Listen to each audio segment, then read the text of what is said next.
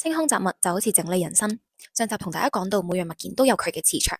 大家好，今日同大家問一個問題：你哋有幾耐未試過由心而發，覺得輕鬆同埋清爽？第一章，混亂嘅空間就係能量，一個無聲嘅消逝。眯埋眼諗下你間房，全部都係堆積如山嘅文件、衣服、書本。第一眼俾你見到，你嘅大腦好自然就會喺度諗，好似要接衫咯，好似要處理咗佢咯。大腦一直提住呢啲信息，覺得好煩，好煩，好煩。而呢一個就係一個惡性嘅循環。第二章，整理係一場最有效嘅方法。斷捨，你可以分類掉咗一啲唔再令你心動嘅嘢，有一啲物件呢係會有一過去，你要將佢離開你自己嘅空間，就等於釋放出你自己內心情緒一樣。呢啲舊能量唔應該再留喺你身體裏邊。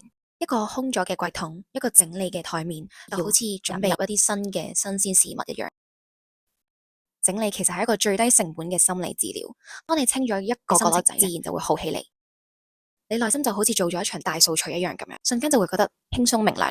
風水咧其實係一個環境心理學嚟嘅，透過處理外界嘅物件咧，去調整我哋內心嘅世界。記住，你哋嘅空間就好似你內心嘅樣咁樣。我哋下集見，拜拜。